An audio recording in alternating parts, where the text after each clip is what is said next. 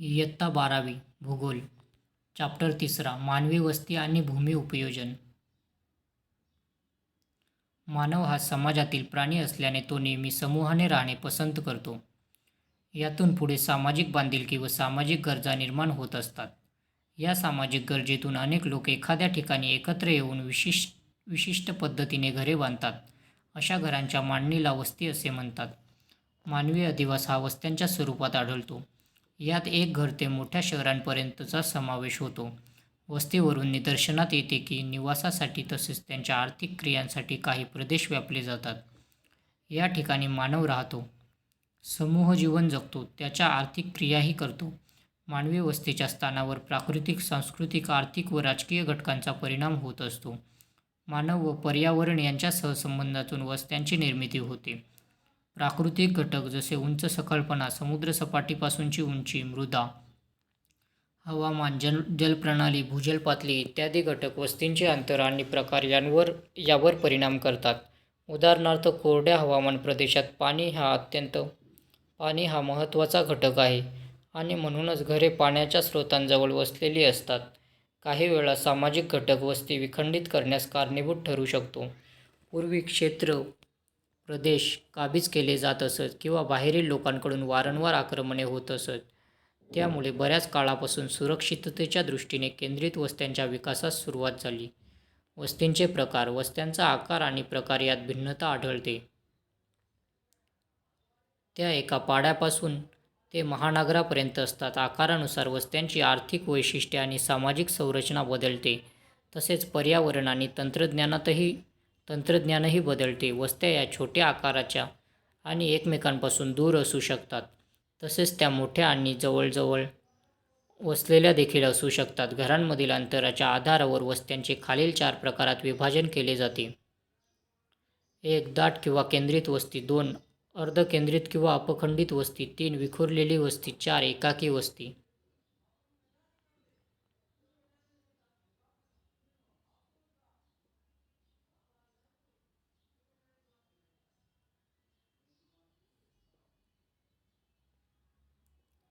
वस्त्यांचे कार्यानुसार वर्गीकरण करता येते. त्यांच्या कार्याच्या आधारे वस्तींचे ग्रामीण आणि नागरी अशा 2 प्रकारात वर्गीकरण केले जाते. ग्रामीण वस्त्यांपेक्षा नागरी वस्त्या या सामान्यतः केंद्रित आणि विस्ताराने मोठ्या असतात. त्यांच्या कार्य आणि प्रकारांच्या आधारे नगरांचे वर्गीकरण केले जाऊ शकते. नागरी वस्त्यांचे प्रकार. भारतामध्ये लोकसंख्येच्या आधारावर वेगवेगळ्या प्रकारात शहरांचे कसे वर्गीकरण केले जाते हे समजून घेण्यासाठी खालील सांकेतिक स्थळाला भेट द्या. लोकसंख्येच्या आधारे भारतातील वस्त्यांचे वर्गीकरण कसे केले आहे ते पहा. त्यातील महाराष्ट्रातील उदाहरणे अभ्यासा.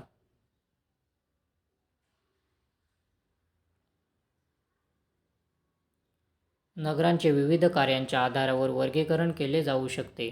काही शहरे आणि नगरे काही विशिष्ट कार्यांसाठी, विशिष्ट क्रियांसाठी, उत्पादनांसाठी आणि सेवांसाठी ओळखली जातात. असे असले तरी प्रत्येक नगरात अनेक कार्ये चालतात. नगरांच्या प्रमुख कार्याच्या आधारे शहरांचे आणि नगरांचे खालीलप्रमाणे वर्गीकरण केले जाऊ शकते. महाराष्ट्र आणि महाराष्ट्राबाहेरील उदाहरणे देऊन तक्ता 3.2 पूर्ण करा. नगरामध्ये एकच कार्य चालत नसून तिथे विविध प्रकारची कार्ये चालतात. त्यातील एखादे कार्य प्रमुख असू शकते. नगराचे मोठ्या नगरात रूपांतर होत असते. मोठ्या नगराचे महानगरात रूपांतर होत असते. काळानुरूप होणाऱ्या या बदलांनुसार नगरातील कार्यांमधील गुंतागुंतही वाढते. या नगरांचा महानगरांचा आकारही विस्तृत असतो. या नगरांच्या कार्यात बदलही मोठ्या प्रमाणात घडतात. हे बदल प्रामुख्याने भूमी उपयोजन, रचनात्मक बदल या संदर्भाने घडतात. या बदलांमुळे नगरांची क्षितिजरेषाही बदलते.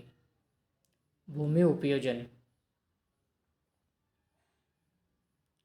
निरीक्षणातून तुमच्या असे लक्षात आले असेल की तुमच्या परिसरात जमिनीचा वापर विविध पद्धतींनी केला जातो. नदी, झाडे ही नैसर्गिकरित्या जमीन व्यापतात, तर रस्ते, इमारती या मानवाकडून जमिनीवर बांधल्या जातात. आवश्यकतेप्रमाणे वेगवेगळ्या कामांसाठी वेगवेगळी जमीन वापरली जाते. मानव भूमीचा वापर निवास, व्यवसाय, उत्पादन, मनोरंजन इत्यादींसाठी करतो. भूमी उपयोजनाचे वर्गीकरण. ग्रामीण भागातील भूमी उपयोजन हे नागरी भागातील भूमी उपयोजनापेक्षा वेगळे असते, हे तुमच्या लक्षात आले असेल. ग्रामीण भागात भूमी उपयोजनाचा बराचसा भाग हा शेती व्यवसायाशी निगडीत असतो, तर नगरातील भूमी उपयोजन निवास व विविध व्यवसायांशी निगडीत असते. भूमी अभिलेख कार्यालयाने भूमी उपयोजनाचे वर्गीकरण पुढीलप्रमाणे केले आहे. ग्रामीण भूमी उपयोजन: वनांखालील क्षेत्र, बिगर शेती, वस्ती, ग्रामीण नागरी, पायाभूत सोयी, रस्ते, कालवे इत्यादी, उद्योग, दुकाने इत्यादींचा समावेश या वर्गात होतो. द्वितीयक व तृतीयक व्यवसायात होणाऱ्या वृद्धीनुसार या श्रेणीतील उपयोजनात वाढ होते. ओसाड व अनुत्पादक भूमी: उंच सखल डोंगराळ भूमी, ओसाड वाळवंट, गळीयुक्त भूमी यांचा समावेश ओसाड किंवा अनुत्पादक वर्गात होतो. जी भूमी कृषी व्यवसायाखाली कोणत्याही प्रकारचे तंत्र वापरून आणता येत नाही अशी भूमी या प्रकारात येते. कायमस्वरूपी गायरान व चराऊ जमीन: गायरान किंवा कायम चराऊ जमीन ही प्रामुख्याने ग्रामपंचायतीच्या किंवा शासनाच्या मालकीची असते. अशी जमीन फारच थोड्या प्रमाणात खाजगी मालकीची असू शकते. ग्रामपंचायतीच्या मालकीची जमीन ही पंचायतीच्या सार्वजनिक मिळकतीचे साधन असते. किरकोळ वृक्ष, पिके व वनराई जमीन निव्वळ लागवडीखाली नसलेली: यात निव्वळ लागवडीखालील क्षेत्राचा समावेश नसतो. फळबागा व फळझाडांशिवाय क्षेत्राचा यात समावेश होतो. या क्षेत्रातील बहुतेक जमीन खाजगी मालकीची असते. पिकाऊ अनुत्पादक जमीन: 5 वर्षांपेक्षा अधिक काळ पडीक असलेली कोणतीही जमीन लागवडीखाली न आलेली या प्रकारात मोडते. ही जमीन कोणत्याही वेळेस भर घालून तिची गुणवत्ता वाढवून लागवडीखाली आणता येते. चालू पड जमीन: 1 वर्ष किंवा त्यापेक्षा कमी काळ लागवडीखाली नसलेली जमीन या क्षेत्रात येते. या जमिनीला जाणीवपूर्वक पड ठेवण्याच्या शेती पद्धतीमुळे या क्षेत्राची निर्मिती होते. पड ठेवलेल्या काळात जमीन नैसर्गिकरित्या पुन्हा कसदार बनते किंवा तिला सुपीकता प्राप्त होते. चालू पड शिवायची पड जमीन ही सुद्धा लागवडीयोग्य जमीन असते. ती जमीन 1 वर्षापेक्षा जास्त परंतु 5 वर्षांपेक्षा कमी काळ पडीक राहते. ती या प्रकारात मोडते. तथापि कोणतीही लागवडीयोग्य जमीन 5 वर्षांपेक्षा जास्त पडीक राहिल्यास ती लागवडयोग्य अनुत्पादक जमीन या वर्गात मोडते. निव्वळ लागवडीखालील क्षेत्र: प्रत्यक्ष लागवड केलेले व ज्यातून उत्पादन घेतले आहे असे शेतीखालील क्षेत्र. नागरी भूमी उपयोजन: निवासी क्षेत्र, माणसाने स्वतःच्या निवासासाठी बांधकाम केलेले क्षेत्र. औद्योगिक क्षेत्र: अशी जमीन जेथे कोणत्या न कोणत्या वास्तुनिर्मितीचे कार्य चालते, तेथे लोक स्वतःच्या उपजीविकेसाठी काम करतात. संस्थात्मक क्षेत्र: शैक्षणिक संस्था, विद्यापीठे, मुख्य कार्यालये, छावणी इत्यादींच्या कार्यासाठी व्यापलेली जमीन. या जमिनीचा वापर वरील कार्यांसाठी केला जातो. मनोरंजनाखालील क्षेत्र: नागरिकांच्या मनोरंजनाची साधने उपलब्ध असलेली जमीन जेथे नागरिक मनोरंजन किंवा करमणुकीसाठी जातात. उदाहरणार्थ खेळाचे मैदान, बाग, सिनेमागृह, नाट्यगृह इत्यादी. वाहतूक: या जागेचा वापर एका ठिकाणाहून दुसऱ्या ठिकाणी जाण्यासाठी होतो. यामध्ये विमानतळ, रेल्वे स्थानक, रस्ते, नैसर्गिक बंदर, लोहमार्ग इत्यादींचा समावेश होतो.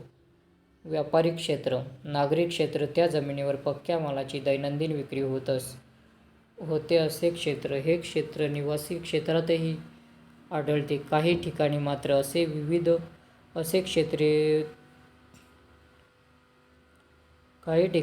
असे क्षेत्र विविध प्रकारचा माल मिळण्याच्या दृष्टीने एका ठिकाणी केंद्रित झालेले आढळतात. उदाहरणार्थ केंद्रीय व्यापारी क्षेत्रे. रेखांकित सीमांकित भूखंड हे मोकळे भूखंड असतात ज्याचा वापर इमारतीच्या बांधकामासाठी केला जातो. हे क्षेत्र प्रामुख्याने नागरी क्षेत्रांच्या सीमेवर आढळते. वाढत्या लोकसंख्येच्या दबावामुळे कृषीखालील जमिनीवर या क्षेत्राचे अतिक्रमण होते.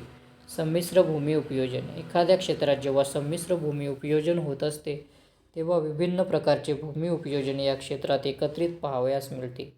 निवासी, व्यावसायिक, औद्योगिक या प्रकारचे भूमी उपयोजन एकाच क्षेत्रात एकत्रितपणे आढळून येते. अशा क्षेत्रांमध्ये घरे, व्यवसाय, दुकाने, शाळा, दवाखाने, मोकळ्या जागी एकाच ठिकाणी असू शकतात.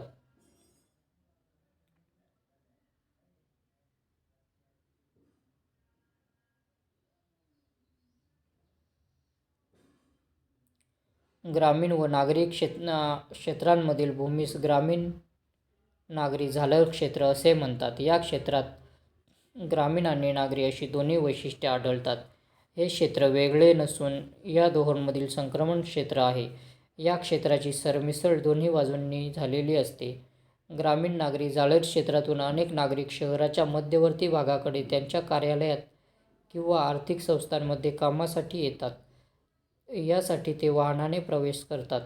ज्या वेळेस नागरी भागाच्या विकासाबरोबरच विस्तारही वाढतो त्यावेळेस याला नागरी प्रसरण असे म्हणतात.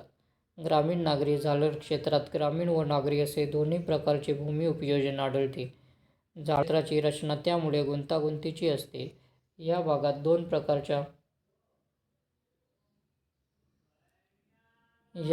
दोन प्रकारच्या प्रशासकीय सेवा आढळतात.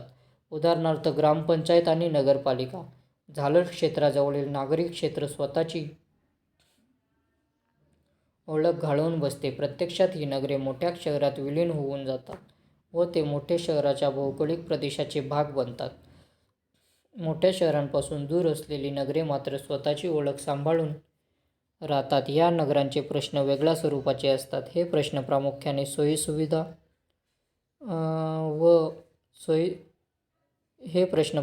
सोयीसुविधा व वाहतुकीचे असतात. या सोयी या भागात कमी दर्जाच्या असतात असे आढळते. झालर क्षेत्रातील ग्रामीण भागातही काही प्रमाणात विविधता आढळते. शेतीसाठी वापरात असलेली जमीन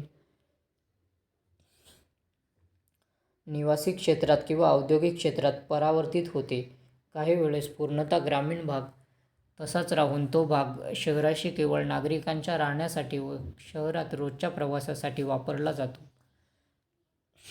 नागरी झालर क्षेत्राच्या पुढे ग्रामीण झालर क्षेत्र असते. या भागातील ग्रामीण भाग काही प्रमाणातच नागरीकरणाने संक्रमित झालेला आढळतो. उपनगरे. महानगरांच्या सीमांवर लहान आकाराची नगरे, लहान शहरे किंवा मोठी नगरे असतात. अशा नागरी क्षेत्रात उपनगरे म्हणतात. उदाहरणार्थ भांडूप, कल्याण, विरार इत्यादी मुंबई महानगराची उपनगरे मानली जातात. ही सर्व लहान मोठी नगरे मुंबई शहराच्या विकासाच्या परिणामाने वाढलेली आहेत. याचप्रमाणे वाकड, हिंजवडी ही पुण्याची उपनगरे आहेत.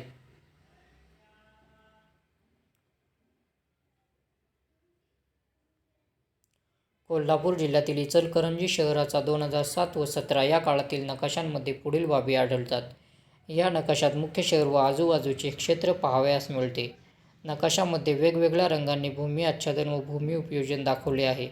नकाशाचे बारकाईने निरीक्षण केले असता असे लक्षात येते की आच्छादनाखाली देखील जमिनीचे क्षेत्र कमी झाले असून त्याखाली आता औद्योगिक क्षेत्र आले आहे.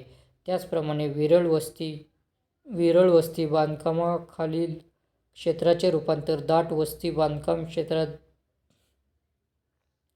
क्षेत्राखाली झाले आहे. ग्रामीण भागात काही ठिकाणी खाणकाम क्षेत्राचा विकास झालेला आढळतो. प्रदेशातील करमणुकीची व विरंगुळ्याची ठिकाणेही कमी झाल्याचे लक्षात येते. या ठिकाणीही दाट शहरीकरण पाहावयास मिळते. असेही लक्षात येते की या 10 वर्षाच्या काळात वाहतूक मार्गाच्या दोन्ही बाजूस शहरीकरण वेगाने झाल्याचे आढळते.